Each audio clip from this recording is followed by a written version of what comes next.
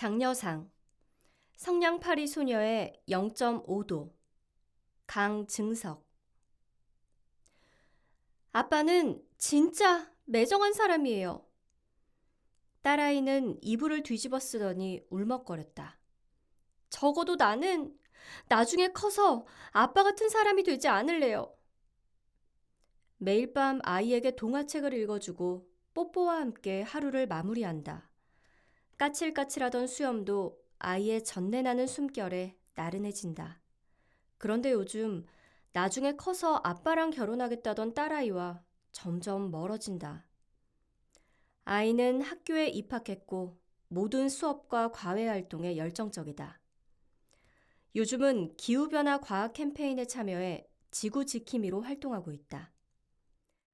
어느 날 퇴근하고 집에 돌아오니 컴컴한 방에 촛불 하나 켜고 책을 읽지 않겠는가?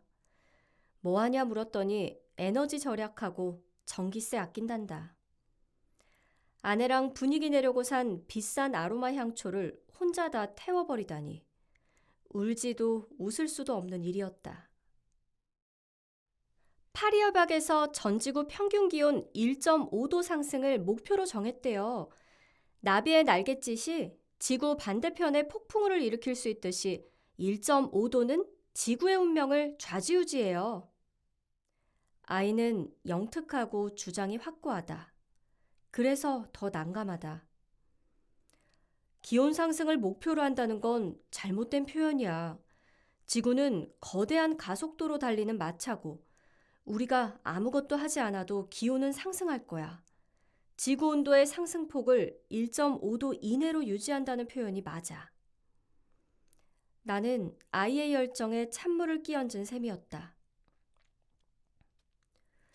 성냥팔이 소녀가 너무 불쌍해요. 성냥이 다 타버릴 때까지 살고 싶었고 도와달라고 애걸했는데 주변인들은 매몰차게 무시한 거잖아요. 그 아이에 비하면 내가 지금 덮는 이불도 먹는 밥도 죄스럽게 느껴져요. 지구온도가 올라가면 이 세상에 얼어 죽는 아이가 없겠어요. 그래서 지구온도를 조금만 상승시킨다는 표현을 썼나 봐요.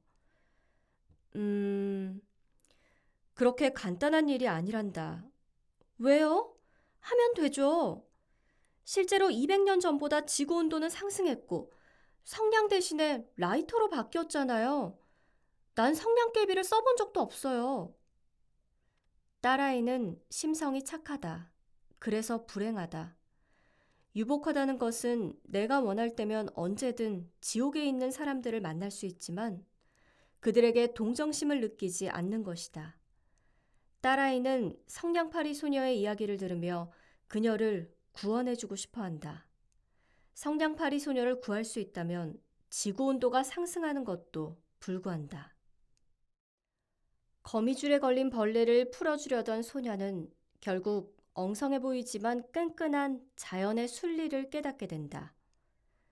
자신의 선의가 초래한 파급적 영향을 감당해야 하고 결국 일어날 것은 일어난다는 허무함과 좌절감을 온전히 짊어져야 한다. 나는 딸아이한테서 소년이었던 나를 만났다. 동화책보다는 철학을 가르쳐야 할 때인 것 같다.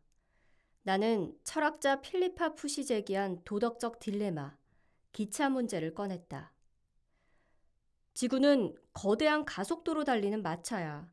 이 마차의 선로는 두 가지 경우가 있는데 A선로에는 지구촌 마을 주민들이 있고 B선로에는 성냥팔이 소녀가 있어. 마차는 멈출 수 없고 핸들은 너의 손에 잡혔어. 넌 누구를 살릴 거야? 저는 선택을 하지 않을래요. 딸아이는 내 눈을 쳐다보며 또박또박 대답했다.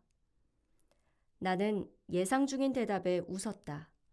선택에서 도피하는 것, 책임을 지지 않아도 된다는 것, 아이이기에 가능한 권리다. 하지만 딸아이는 차분하게 설명했다. 아빠가 얘기했듯이 우리의 목표는 가만히 놔두면 2도 올라갈 지구온도 상승폭을 1.5도 아래로 유지하는 거예요. 즉 0.5도의 시간을 버는 거죠.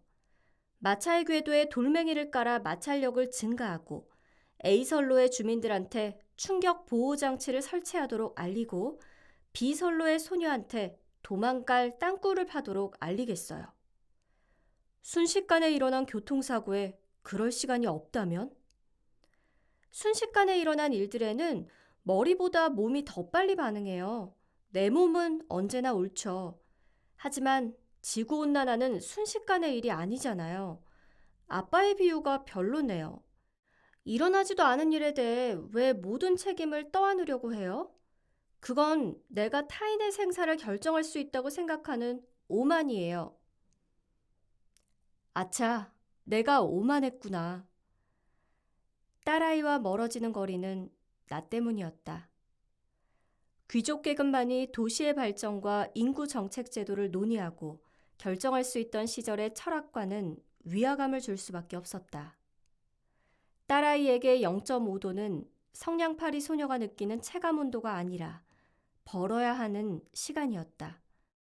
공경에 처해 있는 사람들이 자신을, 스스로를 구할 수 있도록 상황을 설명해 주는 것이 정의고 도덕이었다. 선택의 시간을 미루는 것은 아무것도 하지 않는 도피가 아니라 아무것도 할 수 있는 가능성이었다. 가끔은 딸아이에게서 배운다.